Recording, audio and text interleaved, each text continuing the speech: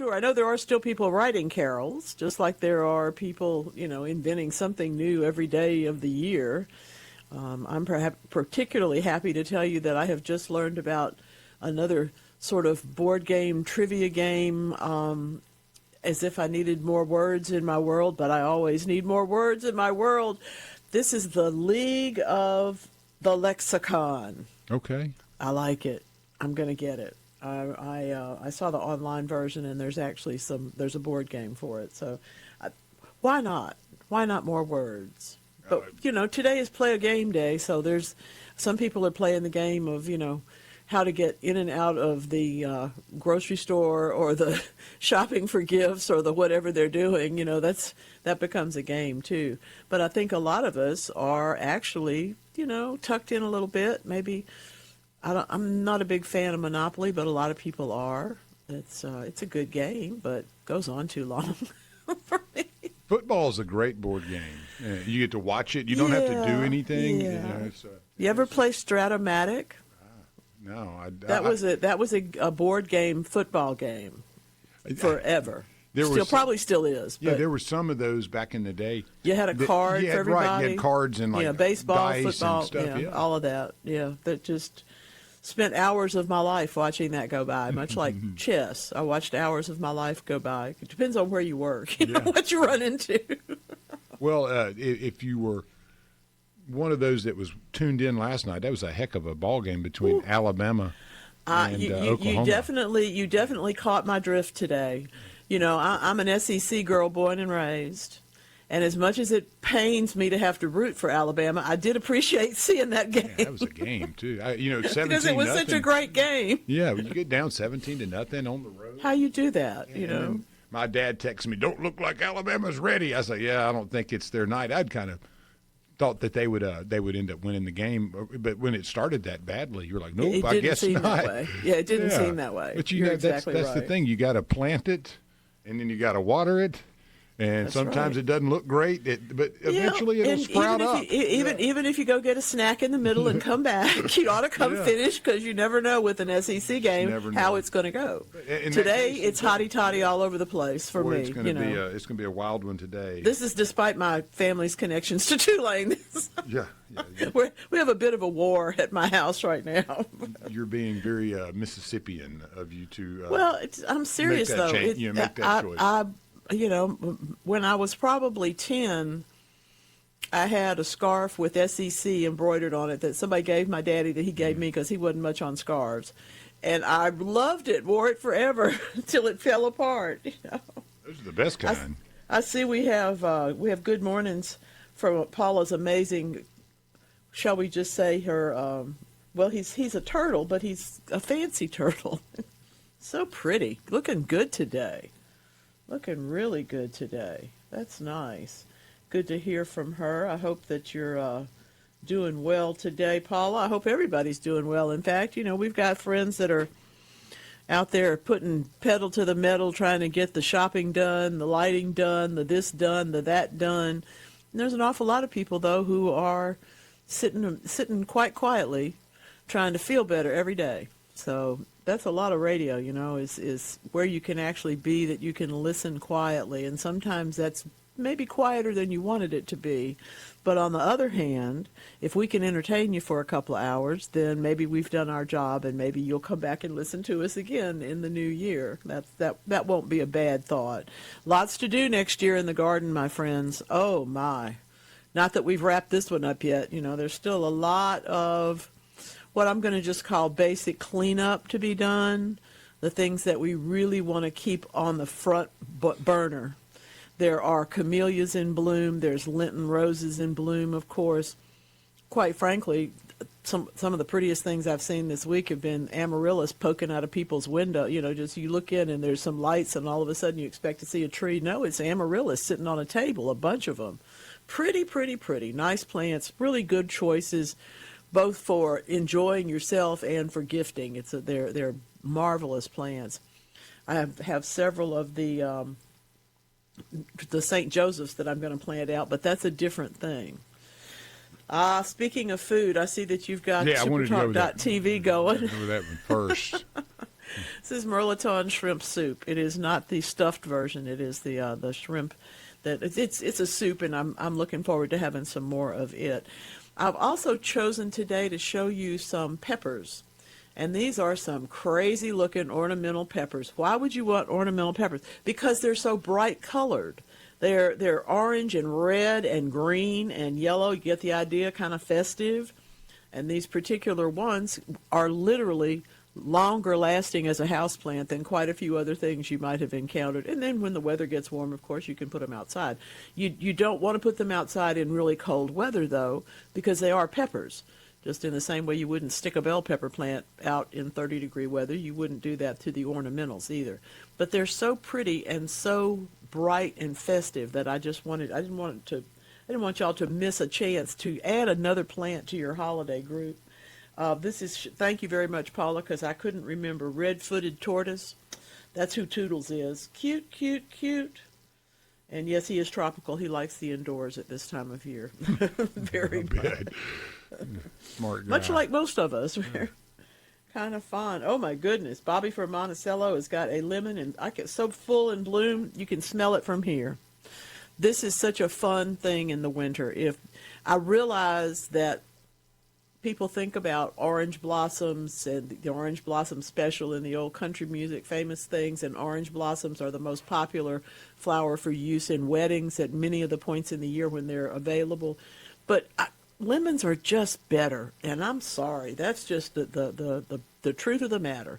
They bloom, their scent is greater, and then you get lemons. I mean, come on, what a great gift. Beautiful. Thanks with us today. I guess we could play What's Your Favorite Citrus, but I'm still going to go lemon, so I won't be a lot of help to this conversation, I don't think. There is a lot of stuff. There's a whole lot of new garden stuff coming along, and I'm hoping to be able to get to see it all in Mobile in January. But I got to tell you, there's so much going on in January. We will also be preparing for some good shows next spring, and all kind of stuff happening that I look forward to talking with you about. But when it comes down to new garden stuff, I think you're going to find many more opportunities for things to weigh less than they used to. And sometimes that's going to be good, and sometimes it's not going to be so great. For example, the very first thing that I looked at in the new product listings was an assortment of coir, C-O-I-R. When you wet coir down, it becomes a sphagnum type thing. It's made from coconuts, okay? You use it for baskets, you use it for a mulch in containers. Sometimes you use it as a soil amendment. You know, there's a lot of different ways to put coir to work in your garden. But we've always, I think what we're going to see now, instead of the pre-shaped baskets and the bales of it, I think you're going to see more and more of the compressed blocks and bricks. They don't weigh as much. They're smaller. You get where I'm going with this. It's easier to ship them across the country, across the world, and I believe it will make our prices more affordable than they might otherwise have been. I know that there are other situations now. We're talking about containers being a little bit thinner, and in fact, when it's a container that we intend to plant the plant somewhere else, that makes all the sense in the world, because it's you don't want to have to ship that heavy stuff. You don't want to have to ship that heavy soil. And if the pot itself can weigh a little bit less, that also makes it more affordable. But I got to say, they don't recycle as well. Sometimes they just fall apart, you know. And that's, yeah, you're right, Paula. There's some, that's just beautiful, beautiful.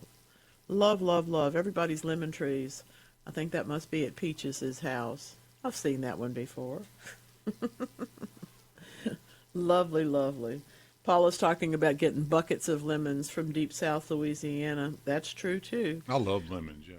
Yeah, me too. And there's I do have a few different advantages here. The joke in this neighborhood is there's so many lemons on every tree that nobody steals them.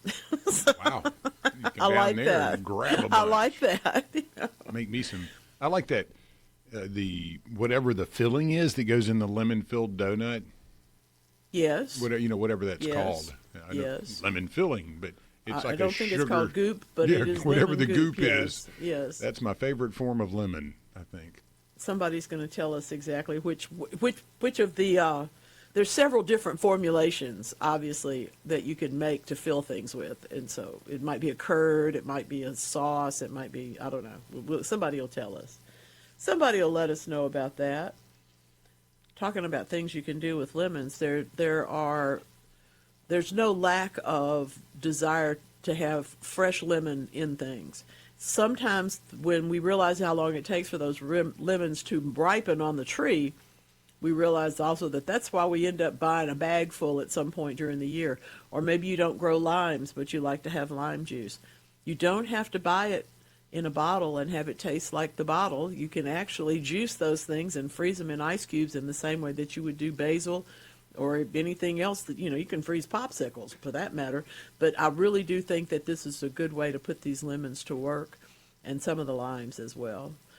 Queen's Tears is showing up again right at this moment on SuperTalk.tv. That's, of course, the only bromelia that we use regularly, which blooms over and over again, and they are in bloom here in the house right now.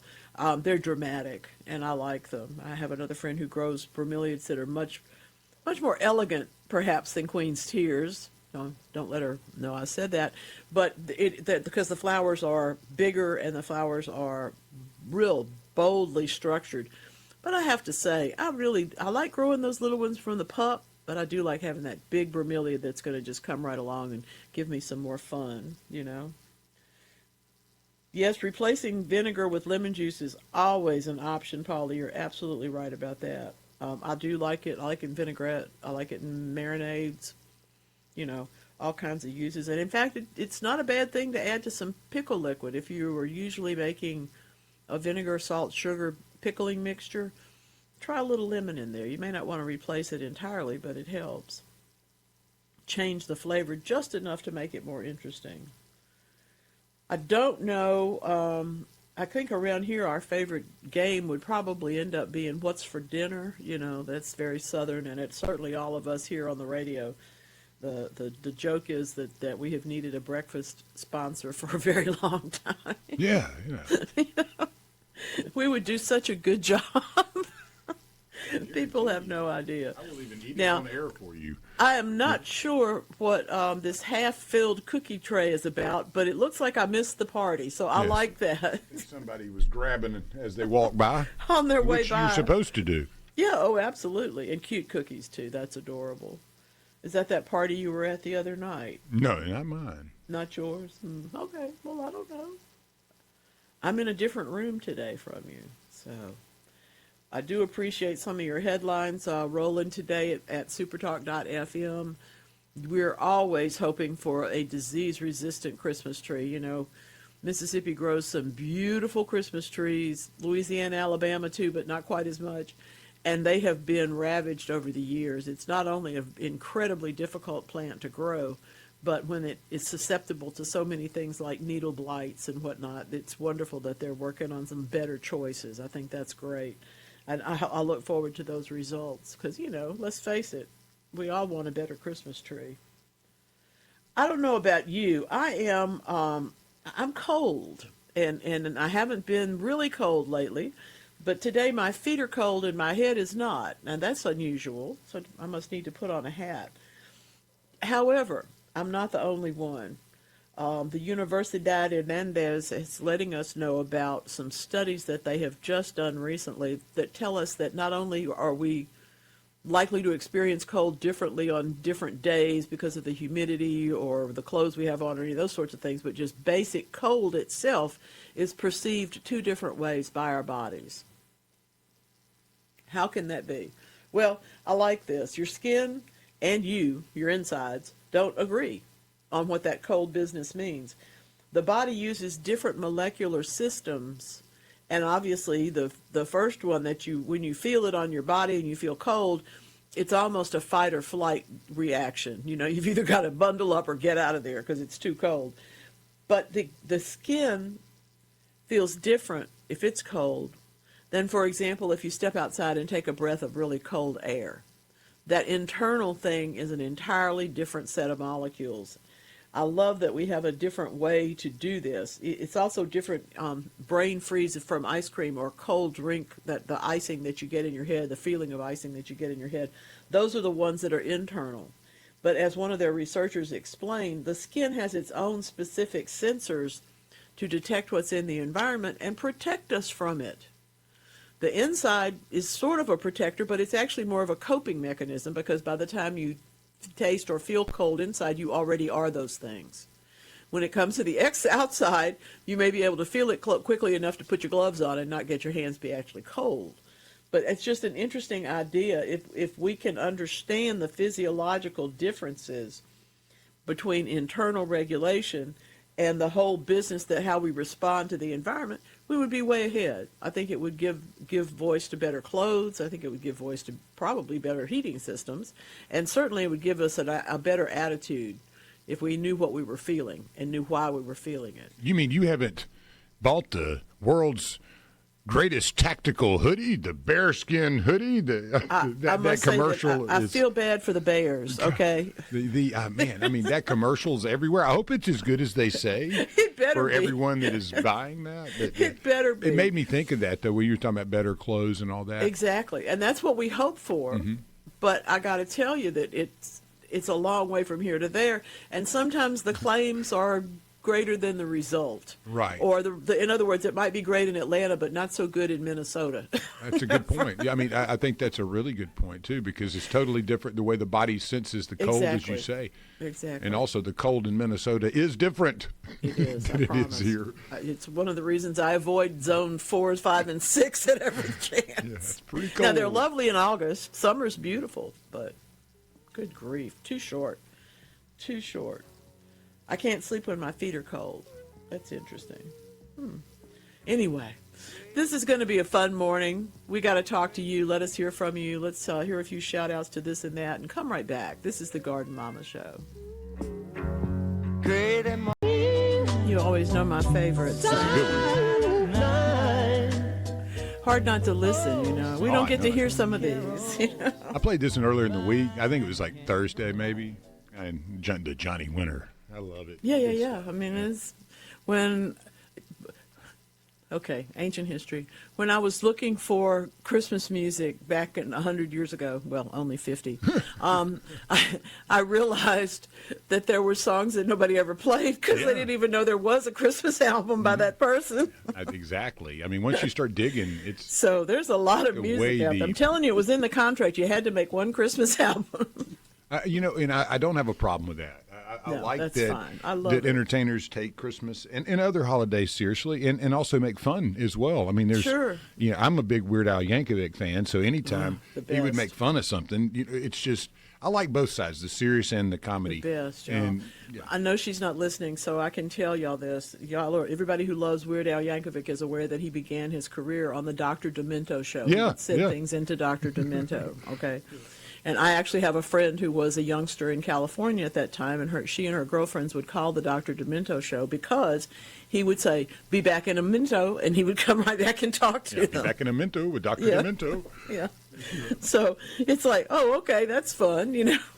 But these are real people, y'all. It's not just voices on your radio. These are actually, Dr. Demento is a huge person, and so is Weird Al Yankovic.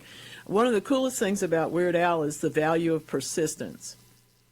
He did all sorts of stuff, and he always made these crazy records. But when he really said, okay, I got to go, I got to decide, and he made his decision, I think he's made some of the best music that anybody has ever made because it's clever, and it's also extremely difficult to write that well and not offend everybody. Or intentionally only offend a couple of people, you know. Well, I mean, to the point where they said, "Don't do it," you know. Well, and the other, the thing is, people don't also understand a little bit that I love the genre of polka.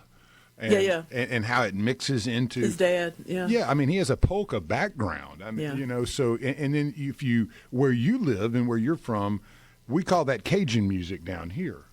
For us, the Zydeco polka is a real thing. Exactly, yeah.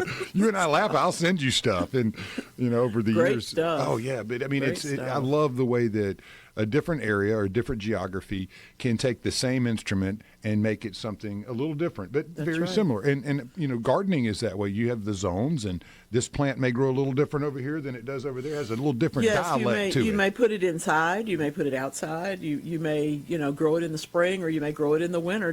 We're lucky to share a palette of experiences in music and gardening that we can make our own. They can be very specific to you and your particular place in the world. And at the same time, as our texter says, I love Trans-Siberian Christmas music. They're really fun, too. Kenny I have G. them, yeah. And grew up here in Elvis because Mom was a big fan. I have to tell you that something about Blue, Blue, Blue, Blue Christmas is really never, nobody ever outdid that. Yesterday on Mary's show, we always have she has a EDM song that she really likes that I'll play on the way out. It says, "What you talking about? Boom, boom. What you talking about?" It's Chris Lake and Deceiver. Really fun, and it's always our out song. And so yesterday I mashed up Porky Pig Blue Christmas with Chris Lake Deceiver. That's fun. What you talking about? And it was literally funny.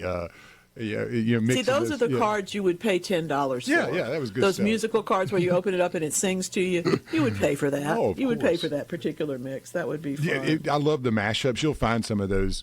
It's like splicing plants. You're putting a lemon tree with a with a coconut tree or something. I have landmark news, y'all. Okay, here's what our texter says. I lost my recording of J.J. Cale's album Naturally years ago.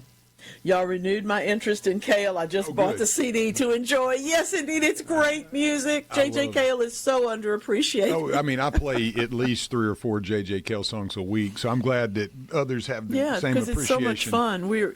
Our playlist, as Paula says, we should have your playlist. Well, you should have his playlist because everybody should have the library that he has, and I'm happy to say that I'm responsible for some of that. Of course, and one of the great... But the wonderful news is that if you have the equipment and you have that, it's like the old-fashioned cassette mixtape that somebody would give you, and you felt so special because you knew how long it took.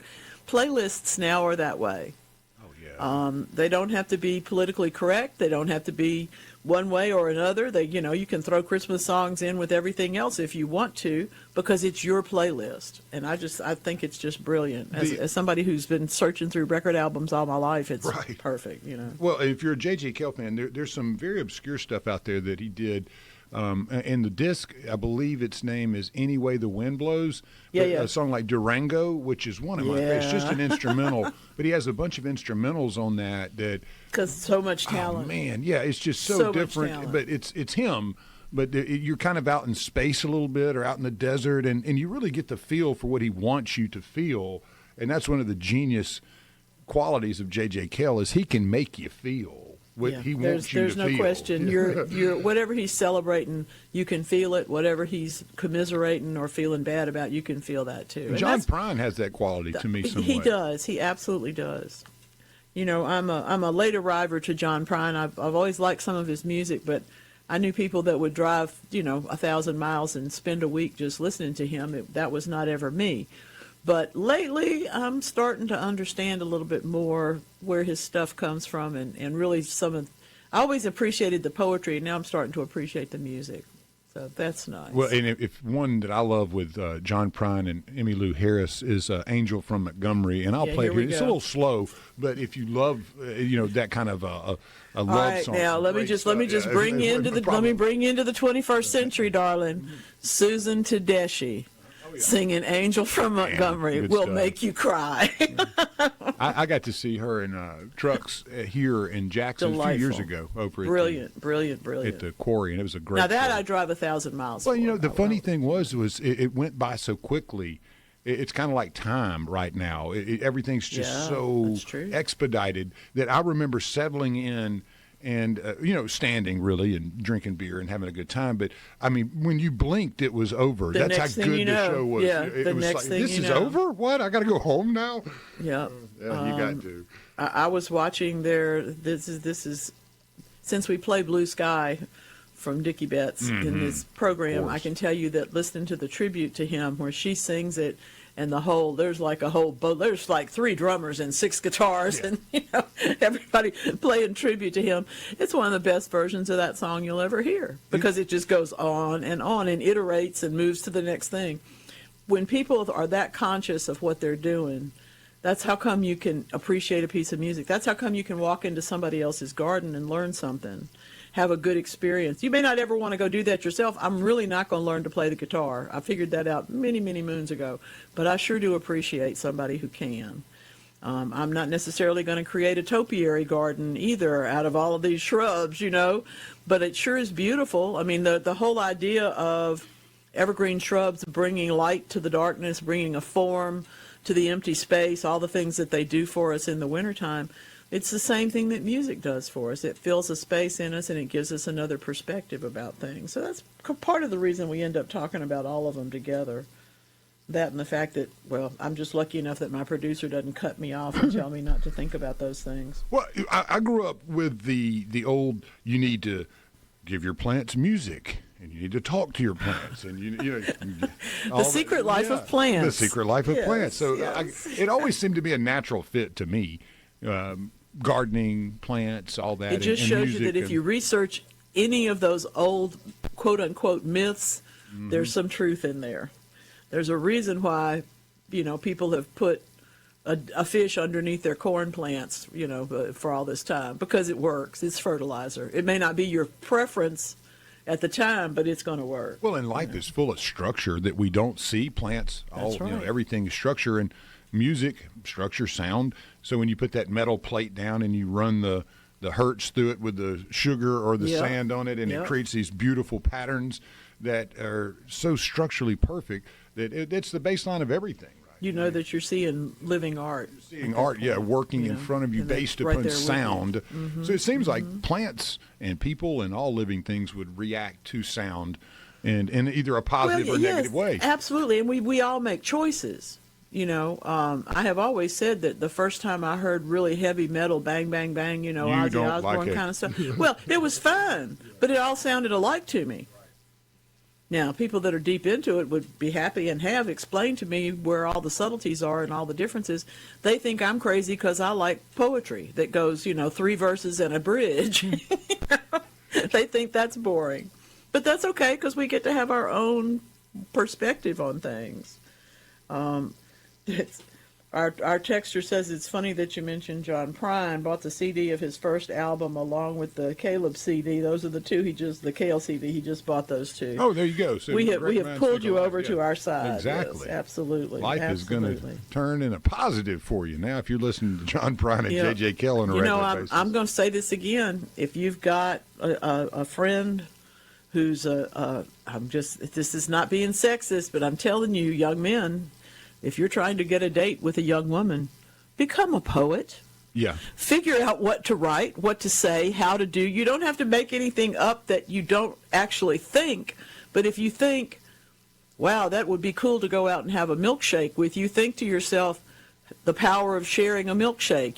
Think of something, think of the colors, think of the pieces of the puzzle, think of where you would go, and write it all down into a poem. Trust me, you'll be more impressed with yourself, and that's what will make you more impressive to somebody else. It's not about fooling them. It's about making yourself stronger and better and making choices that make sense so that you in turn can say, well, hey, let me tell you what I just did.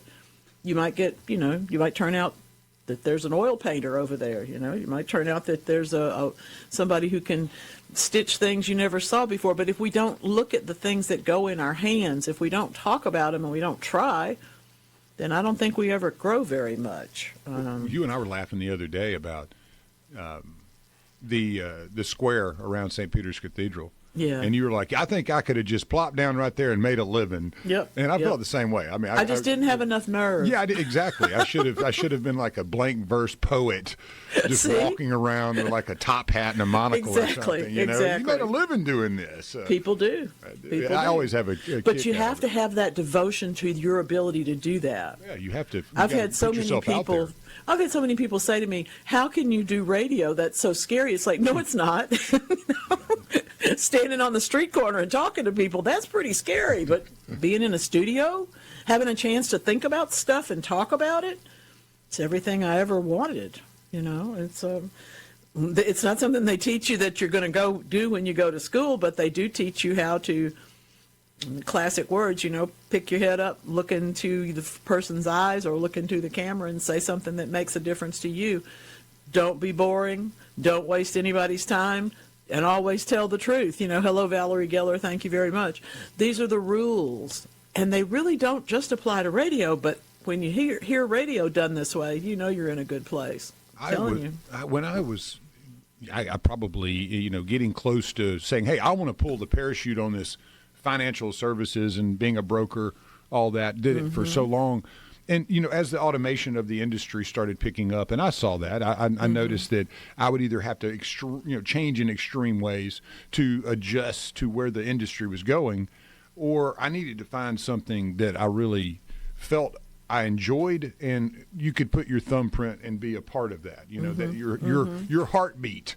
You got to let yourself out there a little bit sometimes. You're right. So I bartended for a little bit as I was trying to discern what was next and where to go. Much to all of our advantage. Yeah, right. Well, and I'd always worked for SuperTalk and doing bits and pieces and things on the side in Oxford, but having an opportunity to start working with you and with Buddy, that really opened the door for me to see that it allowed me to think in a way that I appreciate myself. I like looking in the mirror, and I like the person that I get to be here.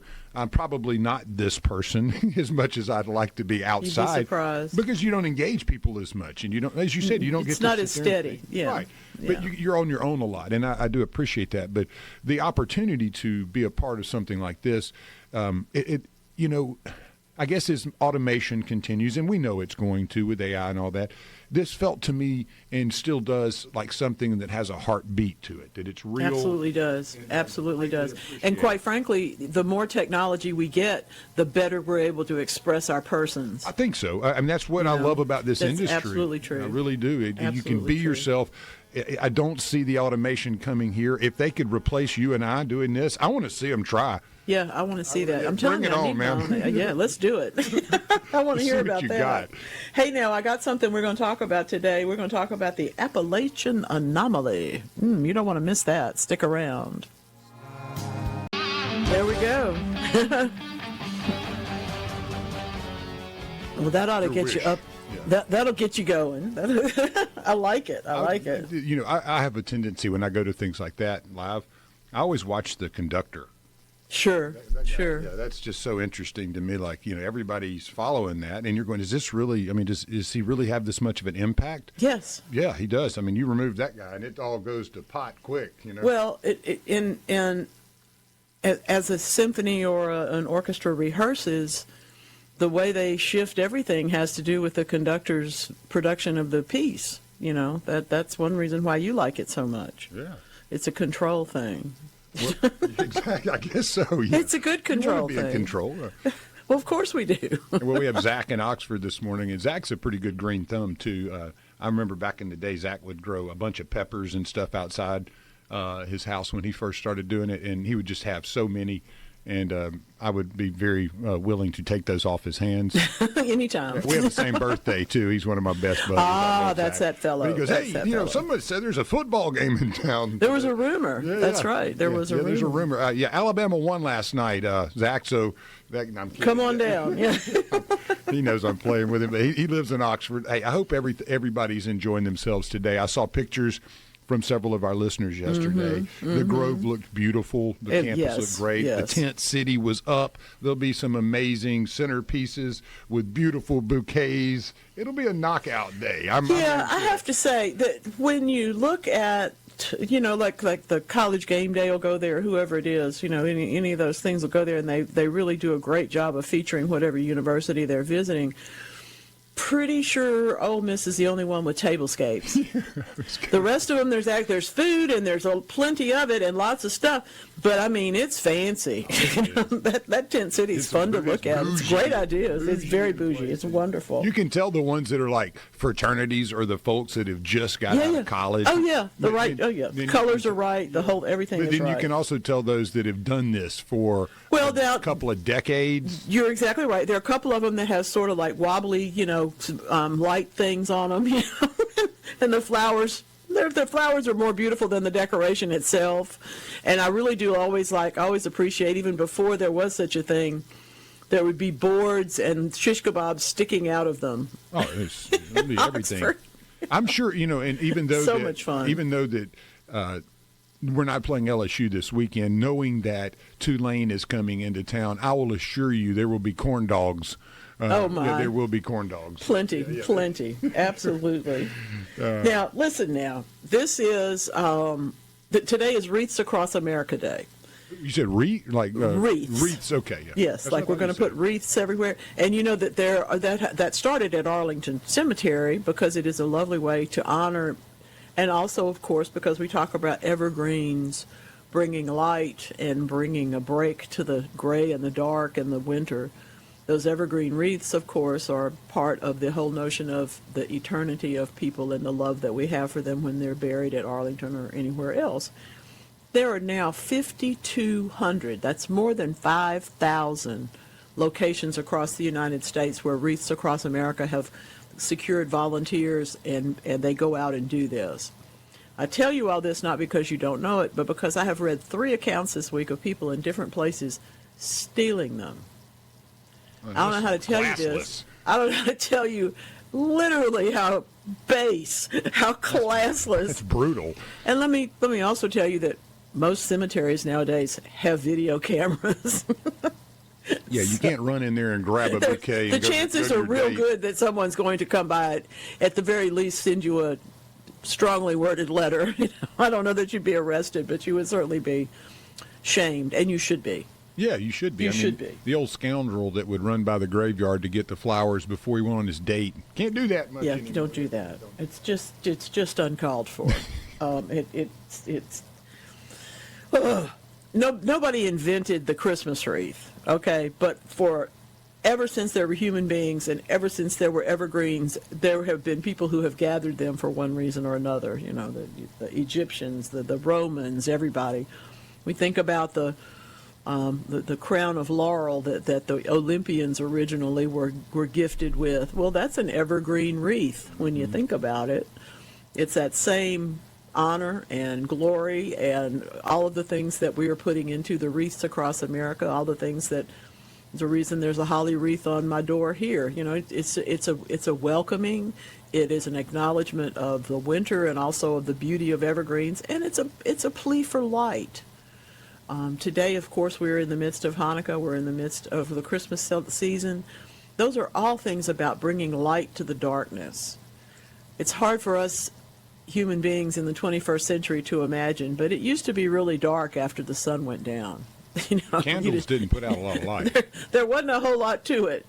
I'm sure that you see, if you go to hunting camp, you get to find that dark, and that's when you can see so many stars. But right now, we're in the new moon phase. There's not a whole lot of light out there at night. A couple of days, it was like a little toenail that you clipped off. I love those. And trying to bring some light to the darkest part of the year, we also have to remember that there was a time in human history when they didn't really know if it was going to come around again. We didn't understand the way the sun worked. We didn't understand. We were just hopeful that once it got so cold and dark that it would eventually get light again. And so some of the things that we celebrate are both our willingness to persist in that dream as well as its reality. So some of these things go together. Well, and in that vein, there is the reality that Wham. They actually have a Christmas song. Yeah, I did not know that. I was looking at it the other day. The Last Christmas. Now, a little piece of trivia for y'all out there, and don't go cheating on Google. No. But we know who the main act in Wham was. George Michael, correct? Yes. Who was the other guy? Woo! Gotcha. But they actually had a 1984 track, Last Christmas.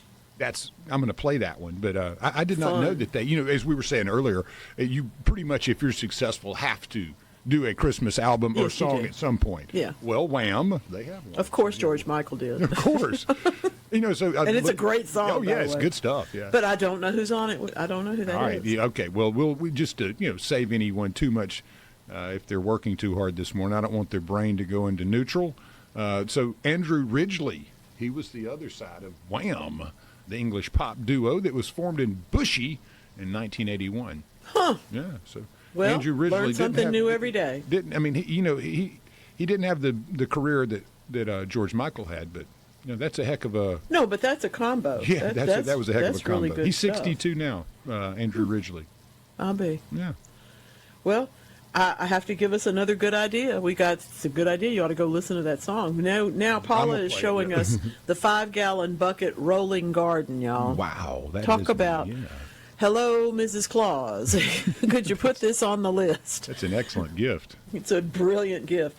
I always appreciate. Handyman. He's going to appreciate this one. I always appreciate things that you can lift up and roll around that carry themselves. And this one's a 2-wheeled, long. What do we got? 6 on each side, 5-gallon buckets in the frame. And yes, it would be heavy once the dirt and the plants are in there. But the point is that you can move it where you need to put it. Take it to where the sun is, to where the water is, to where the wind's a little bit less maybe, or to whatever other circumstance you're trying to make a garden happen.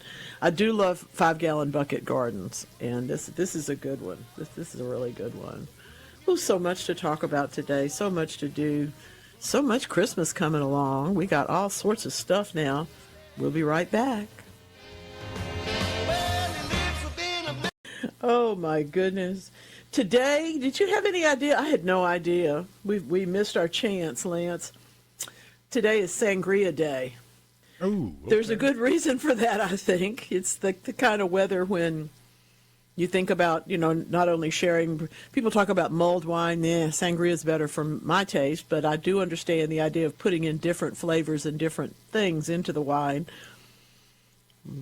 Not you, but another bartender friend of mine once said that sangria is what happens at the end of the season. When you have too many, you're going on vacation and you've got too much wine left. Fix this problem. Everything's going to turn by the time we get back. So. Exactly. We got to do something with this. And it's not a bad way to go. No.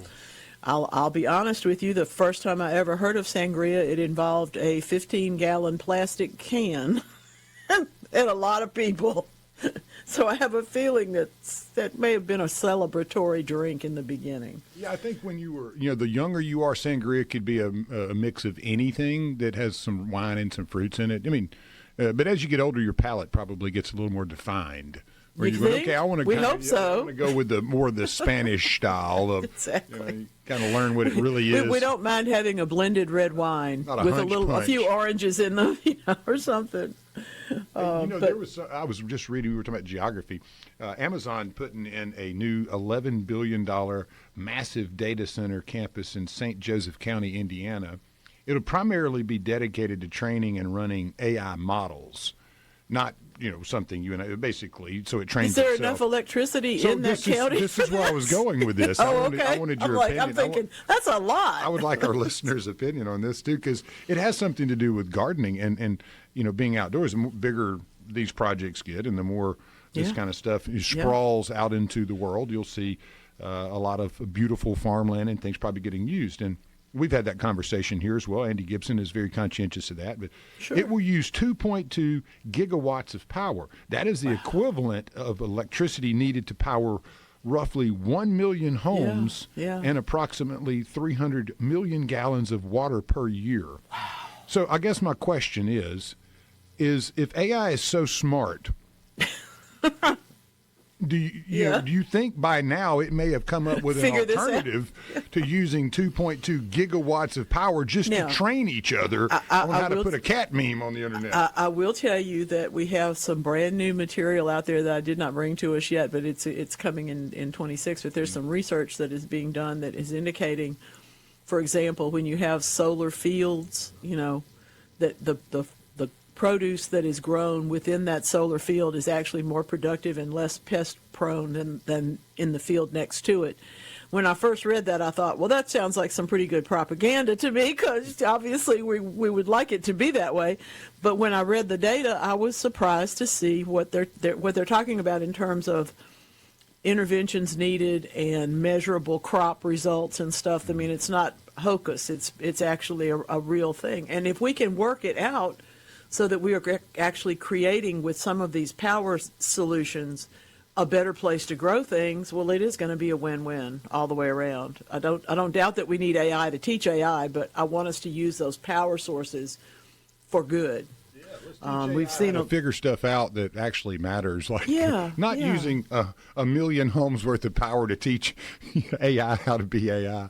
I just get a kick out. It's like I get it, man. I know that's that. A little, but if I guess if they had told us how many plants it was going to take to give us each a car, there you go. We might not have, I may not have bought a car, huh? I might have bought a horse. And that has a different set of challenges. That's for true. You talk to it, though, huh? Laura says more gigawatts needed for time travel. All right. I appreciate that. I'd like to go back and give it a redo. I'm not quite sure I want to go to the future yet. I'd like to go back in time and correct all the, correct the mistakes. See, that's the, and see what the future. You're going to jump into my world now. You can't travel backwards because anything you do will alter what happens now. Yeah, the butterfly. And we don't. The alternative impact, and I might not be here. Well, that'd be terrible. Yeah, exactly. I love Back to the Future. Thank you, Laurel from Flora. I'm a Back to the Future. Love it. Junkie. There was a meme with this report that came out of the great professor, the scientist, Dr. Brown, Emmett Brown, and it showed him like with his hair fried back and his glasses melting as he's reading this article about 2.2 gigawatts of power. He's like, he needed more juice. That's right. That's right. That's one of those roles that no matter who plays it, there's stage shows now, of all that, but no matter who plays it, they all end up looking like Chris Lloyd because they end up looking like Dr. Brown because that character is so well drawn. Oh, isn't he? I mean, that's a genius job there in those flicks of having the character of Doc Brown. I mean, he played it so perfect. That was casting a genius, And Jeff in Grenada says we need gigawatts. I like that. It's a good combination. Alan in the Delta wants to know if I said solar panels may make the land better. What I said was that there's some research comparing produce grown in the shadow of them versus in the field next door. And there are some advantages. There are some yield advantages, and there also are some fewer pest interventions necessary for whatever reason. For all I know, they could have been measuring deer, and the deer can't fit underneath the solar panels. I don't know. Like I said, I got to read some more about all of that. But if we can make those two things come together and have a more productive environment, me, I'm all about growing food. I want everybody to have. One of the things that keeps me up at night, honestly, is the fact that there's more food in this country than we could possibly consume, and yet there are hungry people every day. And that's a struggle for my brain. I went to the Mississippi Food Network the other day and did they were about to have their Christmas party. I didn't stick around and eat with them, which I might have. I just had other plans. You and I were getting together for lunch. So, but I went down there to this time of year really to put into perspective two things. I don't know how many people out there in the state of Mississippi understand how big of an operation the Mississippi Food Network is and the Mississippi Food Bank. However big you think it is, it's bigger. It's like going because the need is so great. That's the one thing I was going with. With as much food as we have, when you go into a facility such as that, it's like going to a distribution center at Cisco or Kroger. I mean, it is an operation that if you don't have that, I mean, you're feeding hungry kids and you're feeding hungry seniors, and the outreach and the complexity of how you get the food from A to Z. We've got to get better at this. I mean, the work that they're doing is you have God's a good goal. work. You have a very good goal there. But man, it's got to get. We've got to get more efficient in how we go from getting food to getting it to people that need it. And I think that utility must be explored in most everything that we do. When you see it in that way, and to know that one of the more wealthy countries on the planet has a hunger and poverty problem, and you see how big it is in terms of canned food, and man, it's really it does change your life to realize things. I got one for you. I wasn't gonna go here, but I'm gonna go here. I learned about a game that people used to play. They play now, but they used to play it. Particularly, I have some Irish roots, and it was an Irish game. It's called Potato and Point. And when you sit around the table, you got potatoes there, and you point at the potato and you say, "Oh, there's the turkey." And the next person says, "Oh, there's the cream spinach." The next person says, "Oh, there's the steaks." oh, there's the dessert. And you're imagining the food that you don't have. This is an actual thing that has come through culture, through heritage, and is still done today. Potato and Point, look it up. I was shocked. I mean, I realize that I understand that people got on boats where they didn't know what was going to happen to them and fled to this country because they were starving to death and didn't want their children to starve. But I still didn't really understand how you got there, you know, how the steps to that point. And one of the steps to that point is incredible, crushing hunger. We can do better. It seems like when we have a war on something, it just never, there's never a definitive answer. You got a point. It just kind of keeps going. Yeah. A public marketing ploy, the war on drugs and the war on terror and the war on poverty and the war on hunger. None of that's been solved. No. Yeah, but we've had a war on it, and I'd like to see us get away from the war on things and let's get to solving real issues. Figuring it out. Figuring it out. And I want to go back to the Mississippi Food Network and say it's not them where the issues are. Oh. It is the jankiness of everything that's required to just take care of basic things like receiving food for free. It's really difficult to give away food. It is, and even if it's non-spoilable. And I mean, I understand, but it's really difficult. And the amount of paperwork that it takes, even when a corporation is of all goodwill on both sides, you know, the food bank and the donor, it's still a complicated process. Well, and with their budget, they were kind enough, she was, to Cass Mobley to let me know what they run on. I was like, you're doing all this on that? Yeah, on Good air. Lord. I mean, on it air. is amazing what you can accomplish with the right mindset. Maybe you're looking for a place to volunteer this year, friends. Trust me, there's a food program in your area that needs some hands. They do, and that was kind of where I was going. If you're looking to do something over the next 4, 5, or 6 days that I believe you would feel good about yourself, and you're also going to help a lot of people that need it. Senior citizens that don't get the food they need, young kids that, you know, it may be at home, they're just not getting the nourishment and things. It is a need, and if that is something that you feel like you want to participate in, I will assure you the volunteers make it all go out the door, and you're needed. You very much are. Of course, absolutely. You can't imagine how much it takes until you go and see. I probably have told this before, but one of my jobs in my life was to teach people how to go back to work in horticulture, and that included things like driving forklifts for construction sites, and, you know, presumably we were thinking about bales of sod or something like that they would need that skill for, but it turns out that a couple of the jobs where I was able to place people were in that sort of food facility. Yeah. And even these guys who are living on the edge were surprised, you know, at how difficult it could be to provide food for that many people at any given time. Well, if you're a forklift operator, the need never stops. The need never stops. If you're a forklift operator, I will say that there is plenty to be moved at food facilities. If you like driving, if that's your thing, man. I mean, you'll stay busy.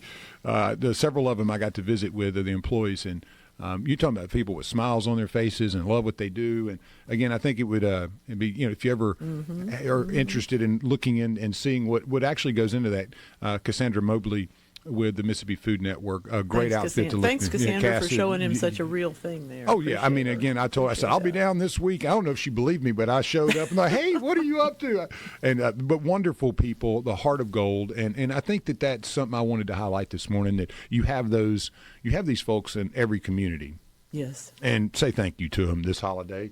They do a lot of great things for people in big time needs, and don't forget to just say thanks. I think that's every day of your life, you have the opportunity to choose how you're going to act and who you're going to say thank you to and where you're going to go and what you're going to do. We encourage you to always do the one that is not only the most positive to us, but is the most positive to you and your community, because quite frankly, they're all the same. We're so much more alike than we are different in this world. I don't care if you're a gardener that never wants to grow a vegetable or a gardener that thinks flowers are useless. And believe me, I've talked to both of y'all. I know y'all are out there.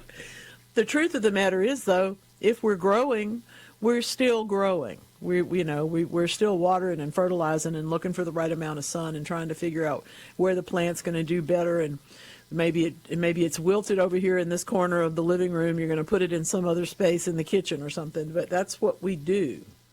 You can't necessarily dig up the entire field, but you can decide what you're going to plant. You can diversify if you've not been as comfortable with all one thing, or maybe you've been less comfortable with too many things and you decided, this year I'm just going to grow lettuce. I'm just going to grow whatever it is. That's good too. Just do it. And when you do have extra and when you do have time, find a way to share it, because that makes a tremendous amount. And until we get some more of this particular piece of research, I had no idea. University of Birmingham. First it's a bunch of molecules. Now this is a protein. We're getting even deeper into it today. This is the helper protein. Yeah. It's the one that tells your body whether or not to burn the energy or whether to hold on to it. In other words, whether you're hungry or whether you're satisfied. Wouldn't it be great if we could figure that out and know it and actually have it be less of a burden to those of us who have, I don't know. I mean, there's a lot of people that are born not this way, but me and a bunch of people I know have had 5 extra pounds for many, many years, no matter what you do. And I'm not talking about Ozempics, or that's just a brand name because I don't know anything about them. I'm not talking about weight loss drugs. I'm talking about the way that MRAP2 actually works in your body. This is what they're going to work on. It's appetite-related signaling, and the folks there are trying to figure out, I love these names of these research groups, the Department of Metabolism and Systems Science, and the Center of Membrane Proteins and Receptions. They're known as COMPARE. What a great acronym they came up with. But the whole business is, it's across universities and across disciplines to try and understand how hunger works, how our bodies process that notion, and where the proteins are that turn the process on and off. This is such great stuff. This could be so helpful. There are people, who can't gain weight. It's going to be helpful to them as well as to the others of us who would perhaps like to have a little more control. Keep talking about control today. What am I doing with that? My goodness. Ozempic. No, that's one of them. That's for sure one of them. And I don't even know. Every day I seem to hear a different one. I don't like that the entertainers out there with these great songs chose to sell them. I mean, I think the Doors were one of the first to do that way back then. Come on, baby, light my fire. And some do, and some of the situations are it just runs out of you don't own it anymore. That's right. It runs into public domain sometimes. Well, that's a question. Bruce Springsteen sold his entire catalog for like $500 million or something not long ago. Yeah. What does that contract say? What does that contract? We're going to start here and Made in America, and or Living in America, whatever it is, and and commercials more. I don't know. It could be. Yeah. I don't know. Once you release your rights, I guess who owns it has the right to monetize that, I suppose. Well, that all depends on that contract, doesn't it? Yep, it absolutely does. Today is a thing that you may or may not know is, in fact, Dot Your I's Day. Is that all about control? Is that all? What is that all about? Well, we're going to talk about that. We're going to talk a little bit more about the Northern Appalachian anomaly. I know I'm holding on to it, but it's pretty exciting. Don't go anywhere. Get some coffee. We'll be right back. One of these days, there's going to be a keychain with this particular tune on it, and we are going to give it to you, Lance. I hope so, and I hope it has the ladies in the laughing too. That's part of the best part of the absolutely. whole recording is the ladies absolutely. laughing. I love it. I'm going to give y'all one more assignment, and that is, we usually we played it last week, so we're not going to play it this week. But I love Darlene Love, and I really, really, really, really, really favorite all day long.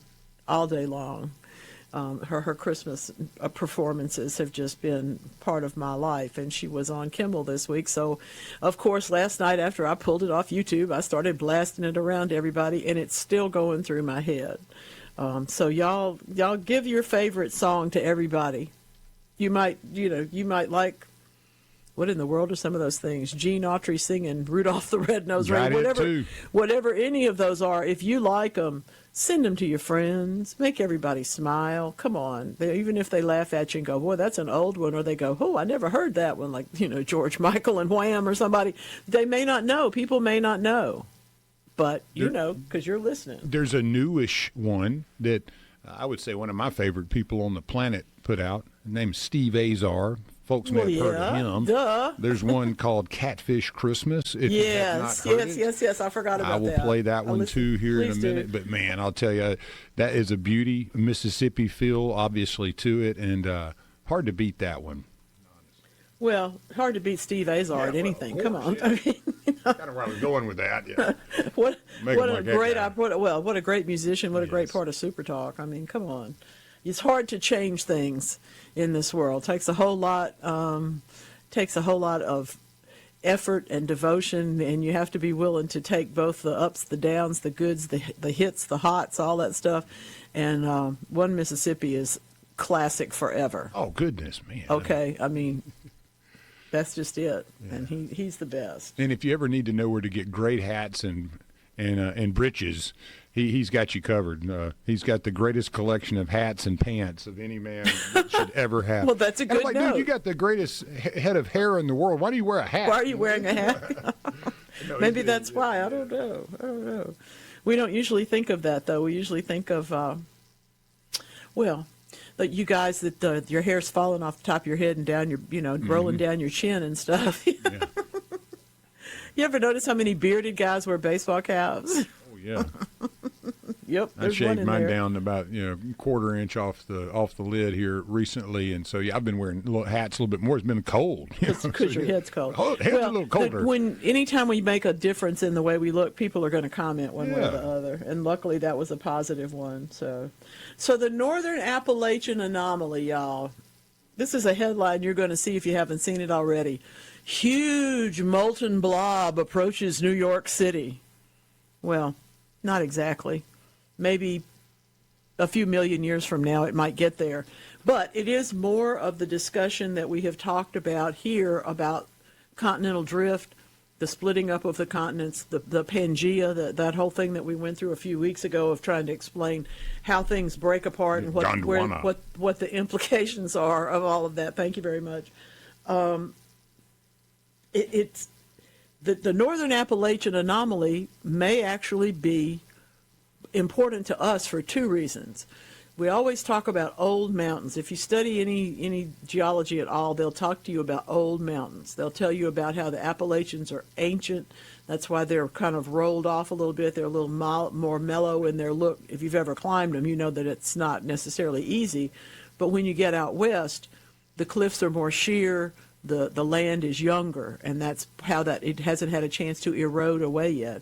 There is a theory that the reason the Appalachians still exist, and of course they go from the northernmost corner in the east of Mississippi all the way to, I think, Newfoundland, but pretty close if it doesn't go that far, way on up there.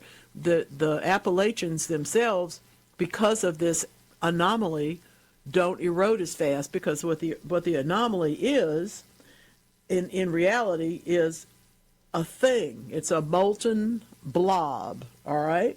It is such a big molten blob that it is responsible for names of things like continental drift. And the idea is that we can measure this now in the bottom of the ocean on its way to New York City. It's still going to take millions of years to get there. But it is how come Canada and Greenland separated, in theory. Because this is there and it's present. And it's also several other bits and pieces of how archipelagos formed in different places and all the different things that sort of power can give to us. It's astounding, though, that we're still studying it.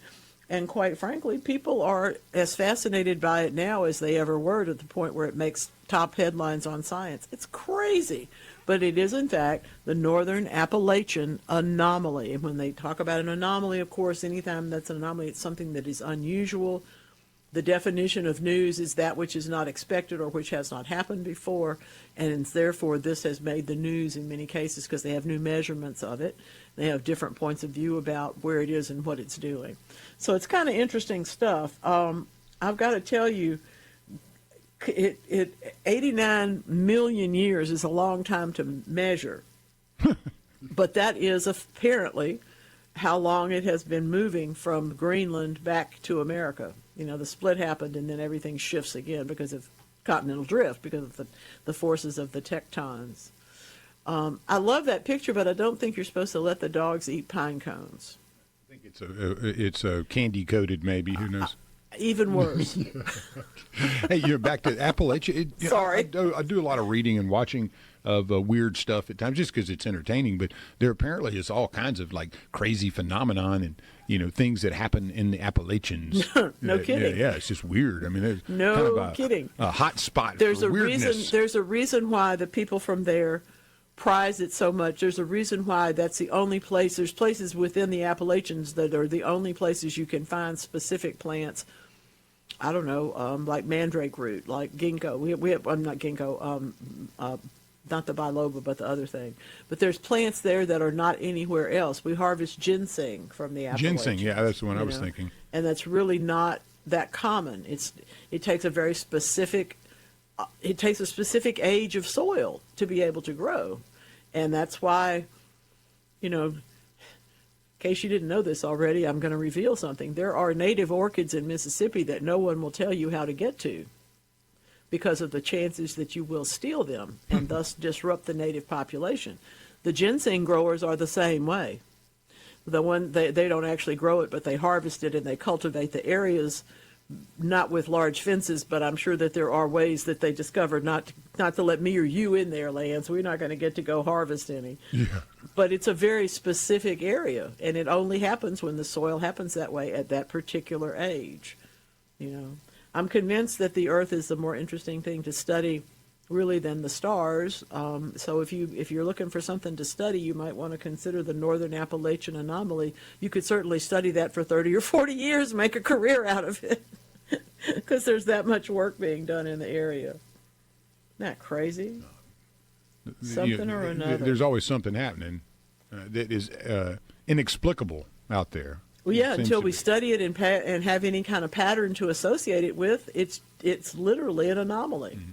So that's what we got. This doesn't happen other places. This is a new thing.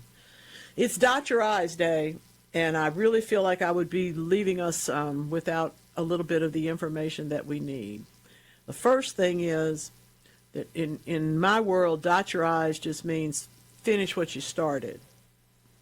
It is the reason why I have a college degree. I could have gone to classes for another 10 years and had a wonderful time and studied and enjoyed it. But because of dotting your I's and crossing your T's, I knew that I wanted to finish that. There's probably something that you wanted to finish along the way, or to be very certain of it. You study it enough to where you can actually dot the I's and cross the T's. You know how mistletoe grows. You know which of the trees on your property are going to succumb to its overload and which ones you can go and harvest from. It's just a really important piece of it. Dot Your I's Day, though, also comes to us from that whole business of obsessive compulsive disorder, or how it is considered. We used to just consider it being a little bit too much that direction, too much dot your I's, cross your T's, too much be sure, too much. Sometimes that leads to rewrites that go on past the date that the paper is due. That's when it's a negative thing. But in the rest of us use that quality to make sure that we finish up stuff and that we do it as well as we can be, that we're certain of our outcomes. That's a dot your I, That's why at the end of each of our shows we try to make sure we finished. We brought the thing to a conclusion. Now, as many shows as Lance produces in a week, I bet that's not as easy as you might think. In my world, it means that I have to bring something to tell you at the end of each program. Sometimes I get a chance to do that. Sometimes we all just talk right up to the end. So but it is about being intentional and being sure. I have so much stuff to share each and every day, and I don't do that much talking, so I get to chew on it for a while. And then eventually, a week later, it may be like window opens and you go, oh, yeah, well, by the way. I was looking at this. But yeah, it's hard to, that's what I love about the Saturday shows is you cover topics and you can resolve them, and then you close out and you move on. Monday through Friday, it's kind of a carryover. You never know how you're going to finish. So you leave threads. If you're a perfectionist, Paul was that way. He wanted to get through everything that he prepared for, and I it's hard to do that. It's hard to top the knot at the end. Paula and I came up in the world that said you got to have 3 times as much material as you could possibly use because the phones might not work, right. or the whatever might not work. And he was pretty determined. But I always loved it because he would be frustrated that we didn't get to something, we didn't tie something down, we didn't finish it. But then he's, well, there's tomorrow, and in your case, you've got to finish it. You got a week of folks going, what did she just say?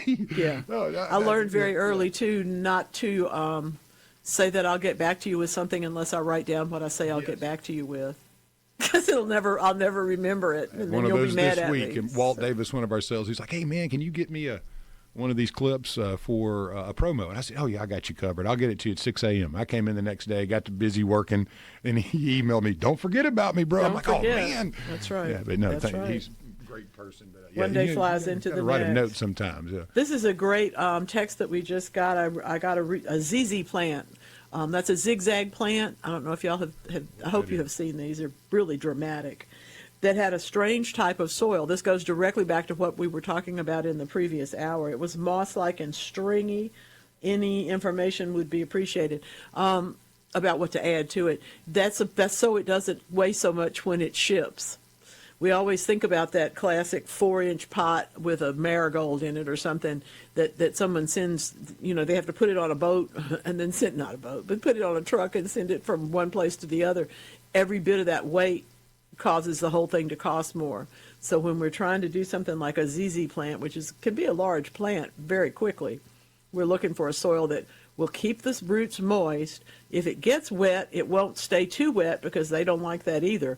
But also the fact that it is lightweight to ship. So I would take it out of this and I would mix that material with your favorite first-class, good grade potting mix, and you use those things together to pot this up, and probably something else. You'll have another plant that needs it.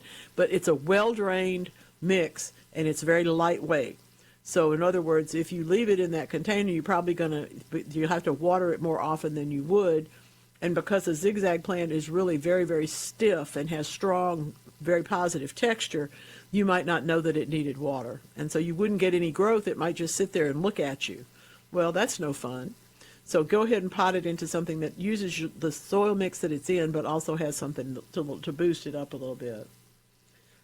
I do love those plants. I like things with real strong texture too. That's fun. I'm still learning, in the world of plants, and always will. But the one that still gets me, and I have to do a deeper dive, and you're going to have to help me one day, is the breadfruit. I'm still. We should do breadfruit. I should get into that. Got to do a breadfruit. That's one of those things that most people go, ugh, and you shouldn't. It's a really good thing. Yeah, it's just unique. Now that the Christmas cactus have bloomed, do we let them go dormant? Should we fertilize water sparingly? Yes. You're going to let them take a little bit of a rest, but not much. You just reduce water a little bit. Don't fertilize them right now. They're fine. They've had a good season, I'm sure. But reduce water. They don't need to be in full sun right for now. And just in a couple of 3 or 4 weeks, you'll be able to start fertilizing and growing them again if you want to. You can let them rest, but don't let them get wilty. Don't let the individual leaves get thin. Okay, that's not going to work. But the other is perfect. Okay. ZZ plants are getting a lot of love here on the text line. We will be, oh my goodness, taking a look at some other stuff. We'll be right back. Thank you, Steve. Appreciate that. That's so much fun. We're doing all-you-can-eat catfish buffet. Come on now. That's a holiday any day.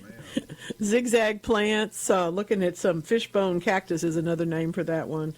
We talk about disocactus. I love that. It always implies that it's not quite a cactus, which is true. It's very, very succulent. But there's also cardboard palm, which is in that same group of plants that it looks so stiff it would be difficult to move them through the doorway, and in fact it is, because they get large and they have very, very pokey parts to them. That's a zamia. So either one of those is great. I love those plants. When you said the word succulent, it just threw me back to Seinfeld, where Jerry is sitting there with his new girlfriend at her father's restaurant, Poppy's, and he's preparing the duck, and he comes out and says, "The duck is so succulent, very succulent." Every time I hear the word succulent, I have that image in my head. Well, and those are the kind of things, when they were writing that, they were thinking about that exact image. They were trying to plant something in your head that would sound that way, and it works. It works. Does anybody I'm else looking at get a that plant when that somebody? I can't identify over here. That always makes me happy. Do you ever get that way though? You'll hear a word and it just associates with something in your past or something. All day long. Yeah, I love it though. All day long. Would that actually be nostalgia, or is that something else? It's a tough place to put I guess that depends on what it brings up in you. Exactly right.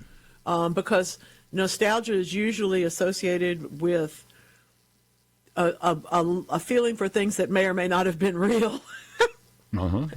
Okay, you could be nostalgic for how much you enjoyed watching baseball with your grandfather, even if you did it twice. Okay, you could be nostalgic for things that did happen all the time. You could be nostalgic for a school or a teacher or the way you felt at that time. But I think sometimes we have other reactions. They talk about the familiarity one, of course, being deja vu, that you just feel like you've done this before. You feel like you've been right here before. Some of that is true. You may or may not have run into it right away, but sometimes you do feel like you did. But I don't know. That's a good set of words, though. I've always liked the word I need nostalgia. the League of the Lexicons to pull some cards from. We had something the other day. I can't remember. Maybe it was Mary's show. We had Beth Hennington on, who is a national champion cookie maker, and and if you're very interested in that kind of stuff during the holidays, the award-winning show that she was on, I think it was Food Network. It's called the. There was so many Christmas Cookie Challenge. Yes, it was so many C's in there. The alliteration was strong, and then delightful. It was great. Delightful. But the name of it, I was like, man, somebody did that right. I mean, they They grabbed your attention. So. There's everything. There's the Holiday Baking Championship. There's this and that and the other thing. But the Christmas Cookie Challenge is the one that always wins because of the alliteration. Yeah, and it was her cookies are delicious, by the way. So if you're looking to just in case, if you're looking to make cookies over the holidays, that Mary Whedon show from yesterday is available on YouTube, and Beth is phenomenal. They had a blast, and I'm one of those that I love eating whatever happens, and so Beth brought every time she's on, she's brought me a cookie, and I mean my leg about went out from under me yesterday morning. It was such a good cookie. Oh, it was so good, and love with the coffee too. Come on, man. That's fun. Yeah. Come on. There's I have a friend that I grew up next to as a little girl, and she lives in upstate New York now. She's a farmer. Yes, there is more than one farmer in my neighborhood. We just hatched. Excuse me. But she was laying out Christmas cookies that they were preparing for her festivities. And it looked so much like her mama and grandmama's cookies that it really made me nostalgic. I remembered it was just a picture. It was a picture of her, her farm. But it made me think about going to her mama's house and seeing those cookies and how much fun we had there. It brought up that whole nostalgia thing, and you reminded me of it when you said that. So thank you. Yeah, you're so welcome. It. I am not a good cookie maker. I'm a good cookie eater. You and me both. Professional at eating them. And I have to say that I have tried, but it's not. I haven't killed as much cookie dough as I've killed yeast. I eat the cookie dough before you make the cookies, and then therefore it's it's not quite the same. same. You're not allowed to do that. Exactly. You're not. That's a no-no. Tell the children, don't do that. That is not. And one thing for you today, folks, if you've been wondering what to get for someone and you're thinking, oh gosh, food is just so indulgent. Well, the King's College of London is letting you know that we now have theobromine on our horizon. That is the element in dark chocolate that slows aging. That's right. What they did was to look at people who do not resemble their age, who in general fall out of the category, the profile of looking like a particular age. And when they studied it, they found that was the thing that made the difference in them and in their diet, was that ability to take the theobromine from the dark chocolate and really put it to good use. I would like to say I've been practicing this now for many, many, many years. As early as I learned that you baked with dark chocolate, we would go in and break the squares off and not tell anybody in the kitchen because we like the dark chocolate better than the other chocolate. Bitter. Terrible. But it's turned out to be a good habit. The biological age gets a lot of different approaches to it, but in this particular case, it was absolutely we have the longest telomeres, as they say, if we are dark chocolate people. How fun is that? So, when you give that person dark chocolate, stockings full, boxes full, just say, trust me, Garden Mama wouldn't lie. doesn't know how because I'd have to remember what I said, so I try hard not to do that. But it's a fascinating thing. It's whether or not cocoa or coffee metabolites did all that. Nah, the theobromine was only the specific association. So you got to keep going, got to get that done. I love it. We've had such a good time this year, y'all. Between YouTube hits and streaming, we are literally 21st century. I told someone the other day who wants to get interviewed on the program that, she said she'd heard of me, but she had never heard the program. I said, "You have YouTube?" She said, "Oh, yeah." I said, "Okay, trust me, there's enough there. Go to SuperTalk on YouTube. You'll know me in a very short time." Yeah. So, there it is. All right. Big holiday plans, Lance? Tomorrow is the dad and his wife and family's Christmas. I know my sister, brother-in-law, and family went up to Oxford today. Of course. Left yesterday. They are the proud owners of a new condo up there they bought not long ago to enjoy Oxford. So they've been up there a great deal, and it's one of those funny things. I'm sure everybody's had this happen to him. But my brother-in-law, he has all the appliances and everything on his Nest kind of setup, so he can watch it from Jackson, wherever. Yeah, right. So the AC unit or something wasn't working right the other day, and so they had to hop in the car and run up there fast. And it's like one of those things where you're not like gritting your teeth when you got to run to Oxford to check on your. No, that's pleasant. Yeah, it's pleasant. Yeah, that's a good problem. Jaunt in the countryside. But so we'll do Christmas tomorrow, and then we'll do another couple of them as we get closer, Mom, and all that good stuff. That's fun. I still got a little shopping to do. So. Well, heaven knows there's shopping to be done, but that's just. I have made up my gifts for the party we're having here tomorrow night, and it's a girls' mess. It's all girls. We're going to have a good time, and so I've been we've been cooking for that. So that's always fun. What have you put together? What is the special treat? I'm a Chex Mix person, but it's a particularly crazy bunch of stuff. You know me. I love Chex Mix. It's just one of my favorites to see the different things that people do with it. And also I love the pecans this time of year when they get the candied spice to them. I was given a box of pecans that had been roasted and seasoned, and I got to tell you, they're not going to last long. No, they never do. All right, have a wonderful, wonderful holiday. Thank you, Lance. Thank you so much to y'all for listening, for being with us, and we'll see you next year.